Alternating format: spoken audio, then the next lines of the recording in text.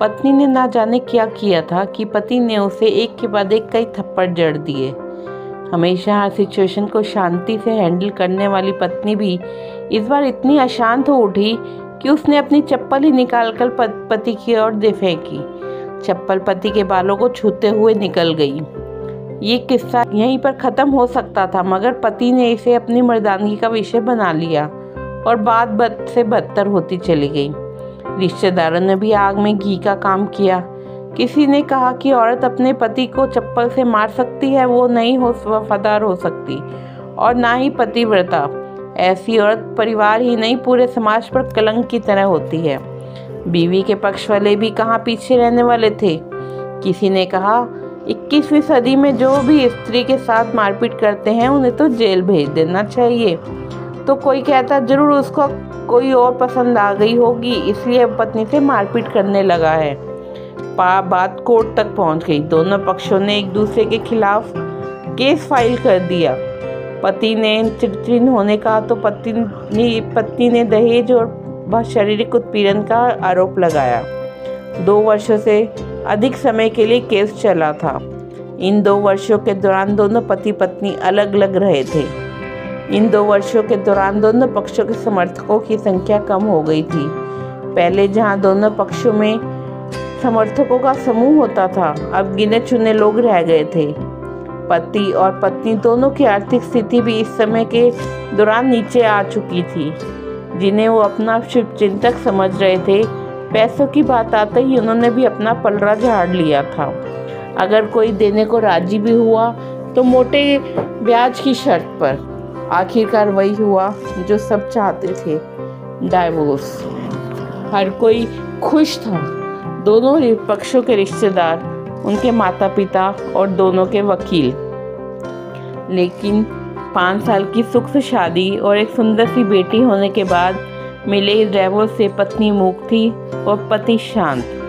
शायद ये एक इत्तेफाक ही था कि मनाने के लिए, खुशी को मनाने के लिए दोनों पक्षों के लोग एक ही चाय की टपरी पर बैठे आमने सामने।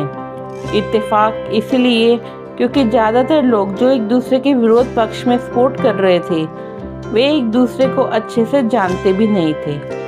पति पत्नी भी इन सभी से एक दूसरे के सामने मेज पर बैठे। पत्नी ने पति से कहा, अब तो खुश होगे न, तुम्हारे मन की जो हुई मुबारक हो। तुम भी तो आज जीत गई हो। मुझसे तलाक जो तुम्हें मिल गया है, कॉन्ग्रेचुलेशन टू यू टू। पति ने कहा, तलाक को तुम जीत का प्रतीक समझते हो? पत्नी ने पूछा। पति चुप रहा। थोड़ी देर की शांति के बाद पति ने कहा, मुझे तुम्हें 5 लाख रुपए भी और हर महीने 8,000 रुपये देने का आदेश है। अभी मेरे पास पैसे नहीं हैं, इसीलिए मेरा जो सिटी में फ्लैट है उसे तुम्हारे नाम कर देता हूँ। पत्नी बोली, लेकिन उस फ्लैट की कीमत तो 18 लाख की है। हाँ, लेकिन हमारी बेटी तुम्हारे पास साथ है और आगे जाके उसके खर्चे भी बढ़ेंगे, तुम्हें थोड़ी आसानी होगी। पति ने कहा, नहीं, मुझे सिर्फ 5 लाख ही देना और तुम हर महीने 8,000 तो देने वाले हो। मैं मैनेज कर लूँगी। अगर 5 लाख नहीं है तब भी कोई बात नहीं। पत्नी बोली। दोनों फिर से शांत हो गए। पति सोचने लगा, कितनी भोली है और समझदार है ये औरत, जो कुछ समय पहले तक मेरी पत्नी थी और अब अनजान। ये वही है जो कम से कम खर्चे में घर चलाती और पैसे बचाकर मेरे जन्मदिन और एनिवर्सरी पर हमेशा मेरे लिए नए कपड़े खरीद कर लाती थी। कभी बीमार हो जाती तो पैसे बचाने के लिए मुझे मालूम ना होने देती और घरेलू नुस्खों से अपना इलाज कर लेती। मगर घर में कोई और बीमार होता तो तुरंत डॉक्टर के पास लेकर जाती। मेरी ही मति मारी गई थी। मैं ही अपनी छोटी मर्दानगी के चक्कर में इतनी बड़ी गलती कर बैठा। पत्नी के दिमाग में भी उथल पुथल चल रही थी। अभी भी वैसा का वैसा ही है। पहले भी खुद से ज़्यादा हमारे बारे में सोचता था, अब भी वही कर रहा है। ये आदमी है तो मुझे एक्सीडेंट से बचाने के लिए खुद मोटरसाइकिल के आगे कूद पड़ा था और अपनी उंगली तुड़वा बैठा था। पता नहीं कौन सी मनहूस घड़ी में मैं झगड़ा कर बैठी। पति ने मौन तोड़ते हुए पूछा, अब तुम्हारी कमर का दर्द कैसा है? ज़्यादा तकलीफ तो नहीं होती? पत्नी हल्का सा मुस्कुराई और बोली, अभी भी होता है, अब तो पेट में क्रैम्प्स भी उठते हैं। वो तो होगा ही, तुम योगा या कसरत भी तो नहीं करती हो। अब किसी गायनोकोलॉजिस्ट को ज़रूर दिखा देना, पति ने कहा। तुम बताओ, तुम्हारा अस्थमा कैसा है अब? क्या आप भी दौरे पड़ते हैं? पत्नी ने पूछा। हाँ, पड़ते हैं, पहले से ज़्यादा, क्योंकि अक्सर इन्हेलर भूल जाया करता हूँ, याद दिलाने के लिए तुम जो नहीं हो अब, पति बोला। पत्नी की आंखों में आंसू आ गए। वो बोली, तुम्हें मेरे चरित्र पर सवाल उठाने नहीं चाहिए थे, तो ये परिस्थिति आती ही नहीं। हाँ, मैं जानता हूँ तुम बहुत अच्छी हो, मुझसे गलती हो गई, बहुत बड़ी गलती।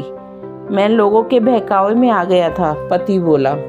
तुमने भी तो मुझ पर दहेज का इल्ज़ाम लगाया था, वो बोला। गलत था, और इसका बात का पछतावा मुझे आज हो रहा है, पत्नी ने कहा। पति कुछ कहना चाहता था लेकिन हिचकिचा रहा था। पत्नी ने पूछा, कुछ कहना चाहते हो? वो बोला, क्या पहले जैसा नहीं हो सकता? क्या मतलब? पत्नी बोली, मतलब कि हम फिर से पहले की तरह पति पत्नी बनकर, सच्चे दोस्त बनकर नहीं रह सकते, पति बोला। पर ये डाइवोर्स के पेपर दिखाते हुए पत्नी ने कहा। फाड़ देते हैं, पति ने अपने के पास रखे डाइवोर्स के पेपर फाड़ते हुए कहा। पत्नी ने भी अपने पास रखे पेपर फाड़ दिए। सभी हैरान थे, वकील, रिश्तेदार और माँ बाप। पति पत्नी दोनों एक दूसरे के हाथ में हाथ पकड़े अपने घर की तरफ चल दिए। दोस्तों, ये कहानी उन हर पति पत्नी के लिए बड़ी सीख है जो छोटी छोटी बातों पर लड़ते हैं और इन झगड़ों को बड़ा बना के अलग होने का डिसीजन लेते हैं। प्यार और झगड़ा तो एक सिक्के के दो पहलू की तरह हैं। दोनों को स्वीकार करना होगा, तभी ये पवित्र रिश्ता उसकी मंजिल तक पहुंच पाएगा। आपको ये कहानी पसंद आए तो चैनल को लाइक एंड सब्सक्राइब जरूर करें। धन्यवाद।